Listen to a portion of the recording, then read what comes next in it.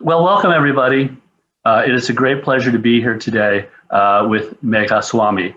Megha is the Deputy Director for Illicit Finance Policy at the Sentry, where she engages public and private sector stakeholders on tools to disrupt corruption and conflict-related illicit money flows originating in sub-Saharan Africa.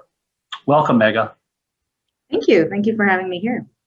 So let's just lay out for folks who may not know about the Sentry, despite the fact that it's a very high-profile organization. You have two very prominent co-founders, but if you can, just set the stage a little bit with what is the Sentry.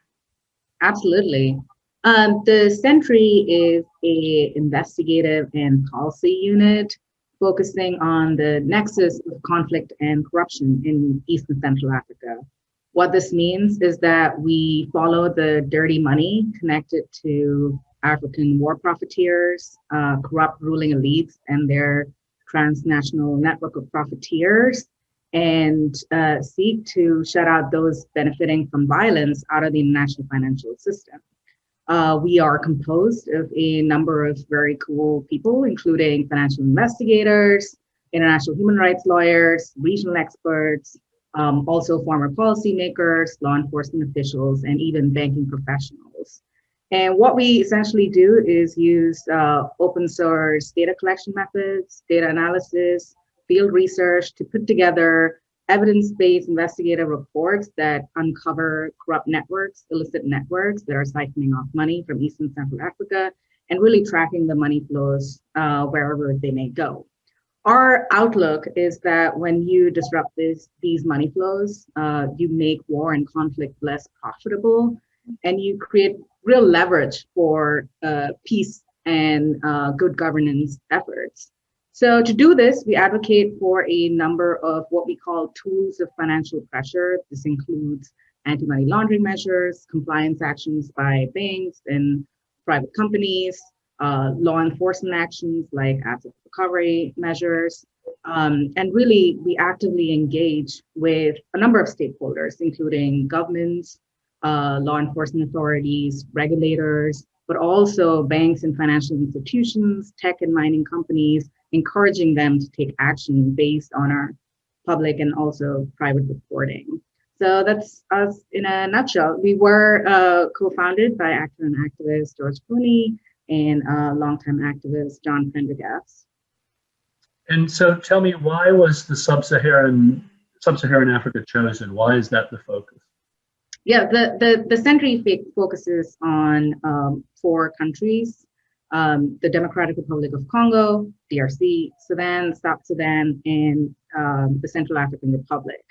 What we see in these countries is a total capture of the state machinery by a group of corrupt elites who are enabled by international facilitators, a network of enablers, and really weak regulatory frameworks, weak compliance cultures that really allow for illicit activity to flourish. But these countries are also rich in natural resources and really have seen large-scale violence, some of the worst devastation since World War II. And traditionally, a lot less attention has been given to this region.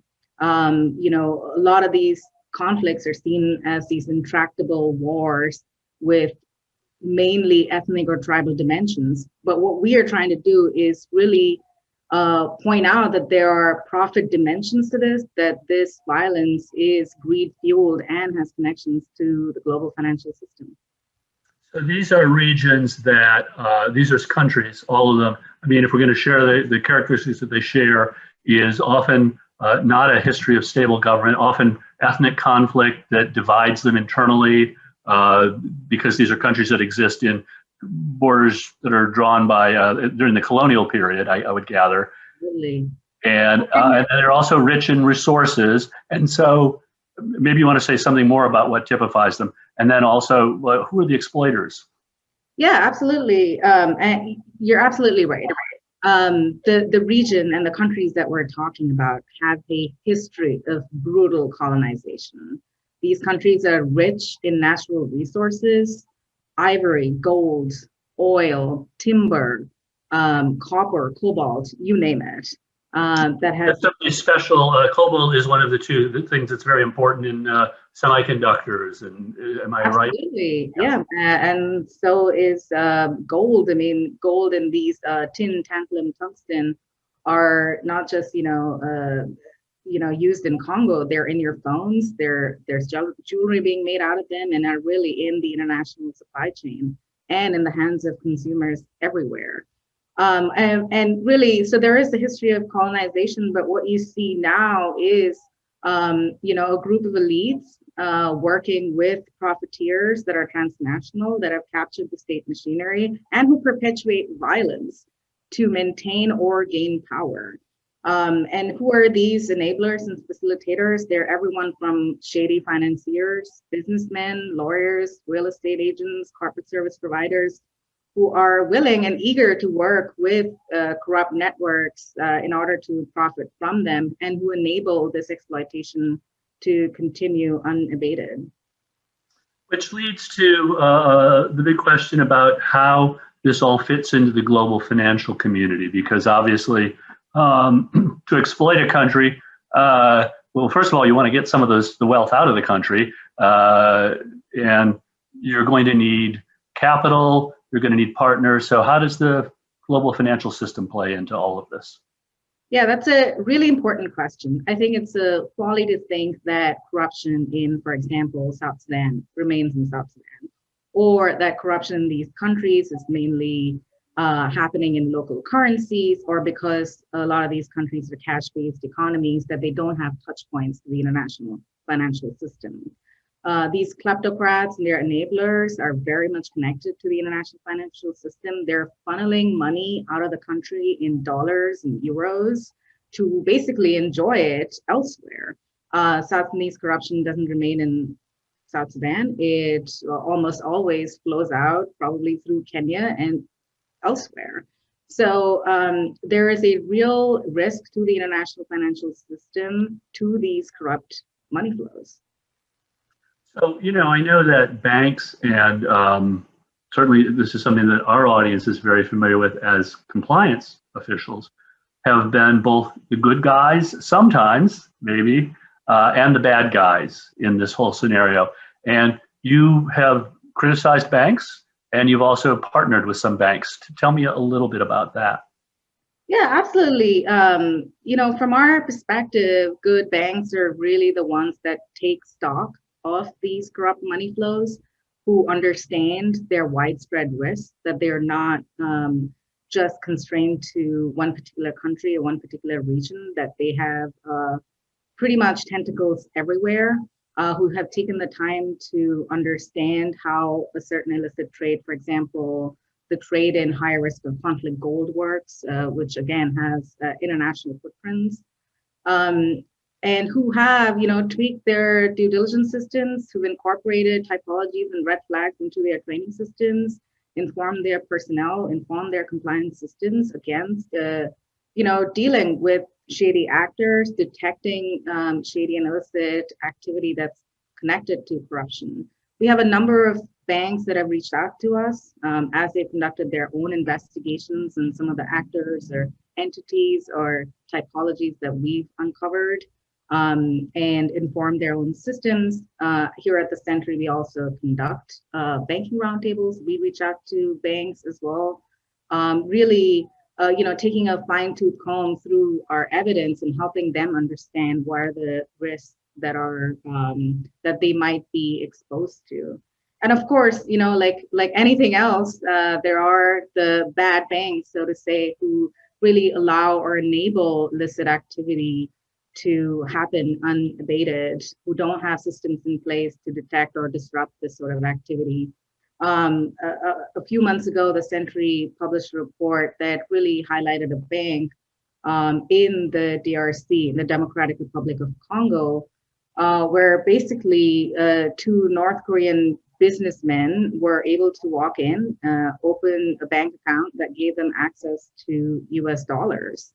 And you can, plainly tell some basic due diligence would have thrown up screaming alarm bells on potential sanctions evasions related activity. Interesting, and that's one of those things too that's just damaging to the whole country because, as everybody in this audience also knows, it makes the country suspect in terms of having correspondent banking relationships for clearing. But here, these North Korean businessmen were able to find a bank that would clear in dollars for them to do transactions in dollars. Yeah, and you really point out an important aspect. Here at the Sentry, we understand and really advocate for a functional, clean banking sector. For any country to progress, a robust banking sector is necessary. So even, when we go to financial institutions, we do not advocate for wide-scale de-risking. We advocate for a risk-based approach, for understanding what the risks are, who the corrupt actors are, how does corruption work, how does illicit trade in a particular commodity works, and really help them do better business. Because there are legitimate actors, the common people who have nothing to do with corruption, who still need to access financial services. And just to very broadly before we move on to the next question that I wanted to ask you, when we talk about the bad banks, is there anything that characterizes them as you investigate? I mean, is it that the business lines call all the shots and they don't have strong compliance departments, or the compliance departments are corrupt, or what does that look like in the bad banks? Yeah, I mean, it runs the gamut, really. In a lot of countries, if there are weak regulatory frameworks, or just generally a lack of a culture of compliance that would lead to a plethora of bad banks. We actually did a study on the banking sector in South Sudan, where we found out that the majority of the banks, of the local banks, were owned by politically exposed persons. So they were PEP owned. Now that automatically raises the risk levels and, obviously has implications on what the compliance culture of these banks would look like.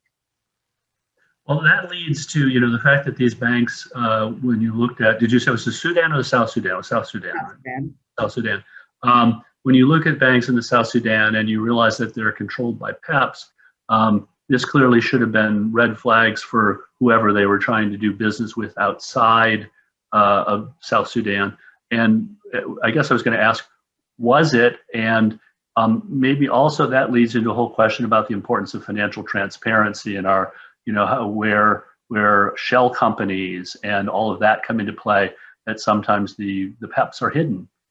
Yeah, absolutely. I mean, financial transparency writ large is important to our work. Kleptocrats and their facilitators and these profiteers are like most other illicit actors. They crave anonymity. They hide behind complex corporate structures. So when banks or financial institutions are working with regional partners, they're really trying to understand who they're working with. Opaque structures are a hindrance in their endeavor to weed out the bad actors. And not just banks or financial institutions, it's a problem for law enforcement officials. We closely engage with them as well. And in their efforts to trace down corrupt networks or disrupt illicit trade activity, it's a huge problem. So knowing who is behind the veil of, corporate secrecy is really important. It's an important component of uncovering these networks and making a really making a real dent in illicit activity, corrupt activity in the region. So I guess where one of the things that comes into this too is how important financial transparency is, which we've kind of is an underlying theme throughout our discussion. But is it then helpful to, the Financial Action Task Force standards, the AML Act of 2020? I've got to use, everybody's calling it just AMLA, affectionately. AMLA, the requirement that it has for public registries. Is this part of what's the good fight to have public registries? Absolutely. Absolutely. Yes. The AMLA Act is really game changing. It can bring about a lot of the positive change when it comes to financial transparency. Fins in exchange, for example, encouraging public-private partnerships and dialogue, also helpful. And yes, I mean, you know, as I said, kleptocrats hide behind opaque corporate structures. So beneficial ownership legislation, financial transparency, increased dialogue between public and private sector entities is definitely helpful to our work in terms of disrupting corrupt networks. You mentioned that you do roundtables, you do training with financial institutions, and maybe you could talk for a minute about the role of financial institutions in identifying illicit funds and you know, so that people want to come and do your, you know, meet you face to face and do this when the time is right with COVID or whatever. What in a nutshell, what's the kind of things that you tell financial institutions in that setting? Yeah, that's a really great question. What we ask financial institutions to do is, again, really take stock of corruption-related risks. Really understand that corruption in South Sudan, DRC, and the Central African Republic has touch points across the global financial system. Banks are exposed to it directly or indirectly through correspondent banking services, for example.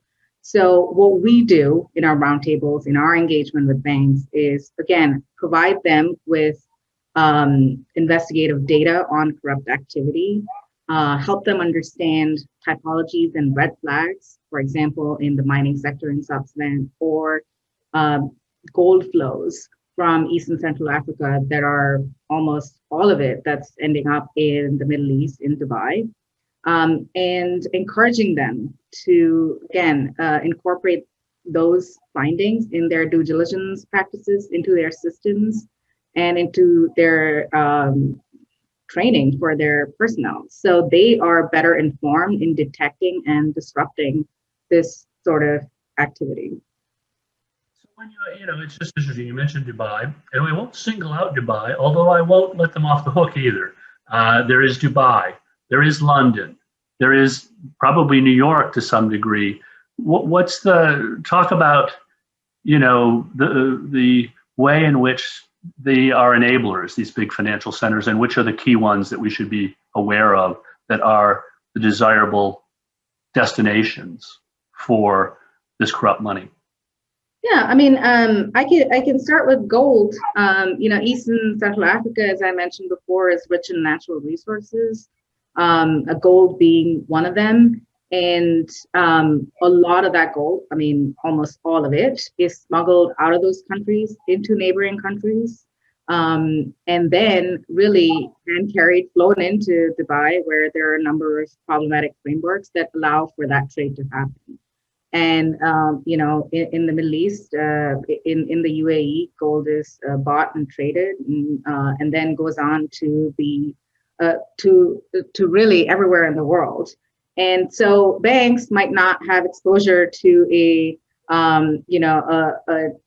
trading of gold in Congo, but they most probably have exposure in the Middle East.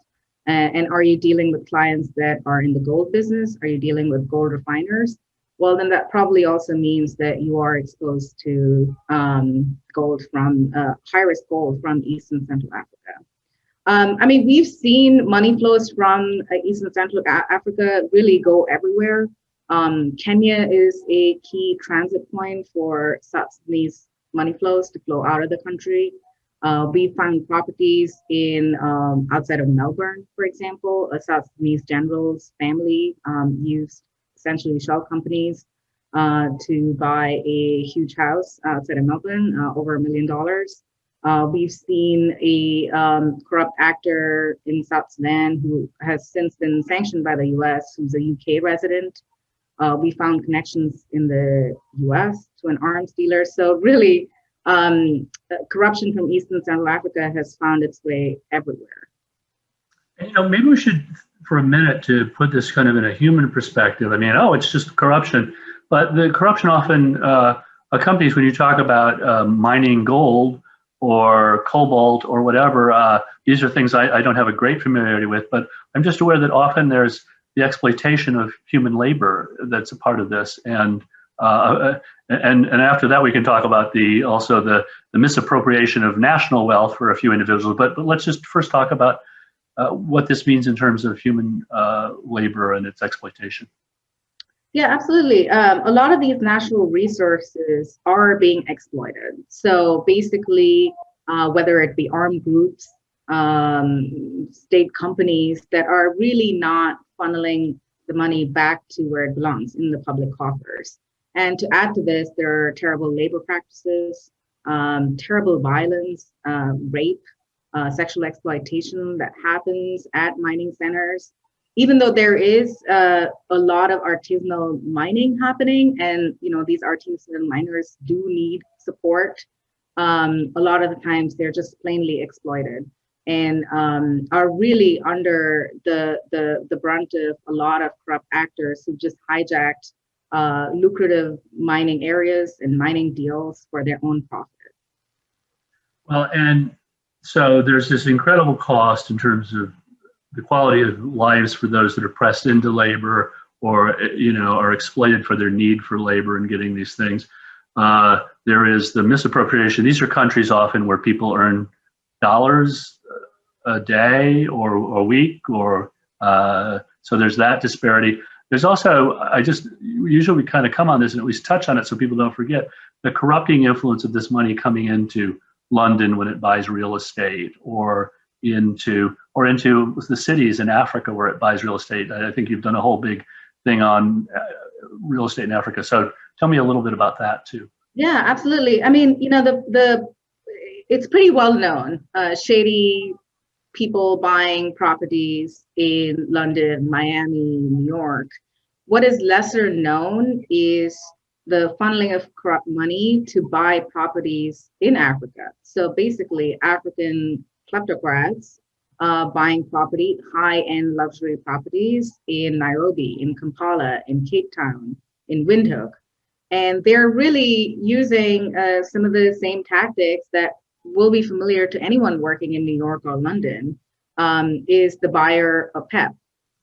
Is the buyer a PEP associate? Does the buyer live in the jurisdiction where the real estate actually is? I mean, we've also pointed out cases where PEPs have used shell companies to buy properties, really a common tactic. But also we found properties that are owned by in true names of UN, US, EU sanctioned individuals. And real estate really is a key area where kind of corrupt money is flown out from. Interesting. And, I mean, I think you guys have all that great, and we may see more about this in the end, but there's just a whole lot of resources that the Sentry provides, and a whole lot of, perhaps sadly sometimes, fascinating footage of, the homes of PEPs that you track down and everything. Are there any, is that process of finding those assets, is there anything that you could say? I don't know how deeply you are personally involved in that. It sounds like some of that is work that you do that's important for financial institutions to learn about when they start to do due diligence on a client or something, how you track down some of those assets. Yeah, absolutely. I think it is difficult to find this information, but also a lot of times no one's looking for it. So that's where the Sentry comes in, where we use our network and our open source data collection capabilities to uncover information. We work with sources to uncover information, and really, as I mentioned, good banks who are really trying to understand these risks and their exposure and detect and disrupt this activity can always reach out to us. There are a number of other civil society groups as well. They're doing, some stellar work uncovering other types of corruption-related illicit flows, whether it be in wildlife trafficking or human trafficking, etc. Well, so maybe we could do a case study here if we can. I mean, I think this has been in the news. Dan Gertler What can you say about Dan Gertler? Who is Dan Gertler, for those people that don't know, and what did he do in the Democratic Republic of Congo? Yeah, interesting character. Dan Gertler is an Israeli billionaire tycoon who basically made his money off of corrupt mining and oil deals in the Democratic Republic of Congo. He used his close friendship with former President Joseph Kabila, who ruled for many years, and basically acted as a middleman in the mining sector. So multinational companies who were trying to do business in DRC's incredibly profitable sector had to go through Dan Gertler. And yeah, it made Dan Gertler incredibly wealthy and really robbed the Congolese people of billions of public money. And what kind of deals are we talking about that he had the spigot on, that he controlled? A lot of mining deals, and you know, he started off as a diamond dealer, but really had exposure to a wide array of mining assets, so copper, etc. So how did this happen? Dan Gertler's doing this, and he's kind of doing this in plain sight. At some point, he gets on the Magnitsky list in the U.S., which we might want to say something about it, because maybe start there. I mean, so he's on the Magnitsky list, and what is the Magnitsky list, in case anybody out there doesn't know, but also maybe also talk about how it's becoming kind of an international phenomenon, right? A lot of countries are adopting Magnitsky type sanctions. Yeah, the Global Magnitsky Act is really groundbreaking. The U.S. Congress passed it in 2016, and it really established the authority for the U.S. government, the Treasury Department, to issue and implement sanctions and visa bans against corrupt actors and human rights enablers. And since then, we've seen a number of other jurisdictions like the UK, the EU adopt similar legislation. Theirs does not allow for corruption-related designations yet, but there is, there are calls from several people to add corruption as well.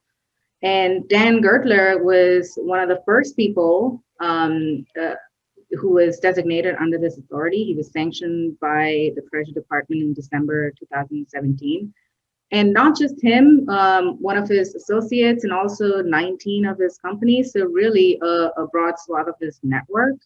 And when designating him, the Treasury Department pointed out to his corrupt activities, pointed out that his shady activities meant that the Congolese people had lost over $1 billion in mining activities, and that he had even helped former President Kabila to organize offshore leasing companies.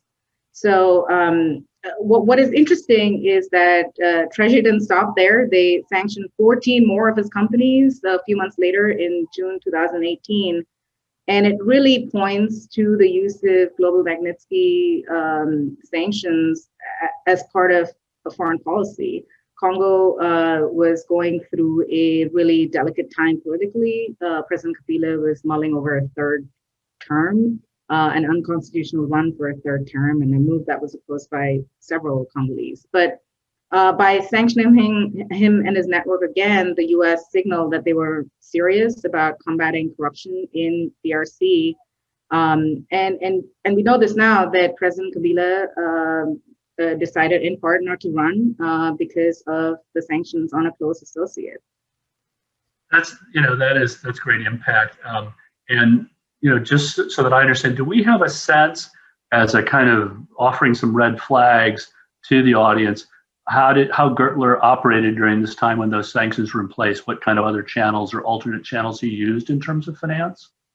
Yeah, the Treasury Department itself, FinCEN, in an advisory in June 2018 on human rights abuses enabled by corrupt actors and their facilitators, pointed out Gertler specifically, and pointed out that he and his network had used a network of tax haven shell companies to really funnel out,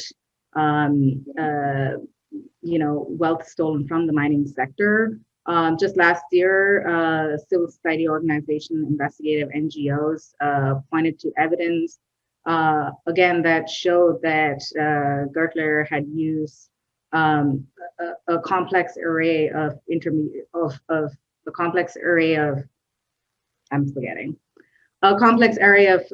companies and an international money laundering network to evade sanctions. Yeah, sorry, I can do that again. That kind of thing, shell companies and that kind of thing? Yeah.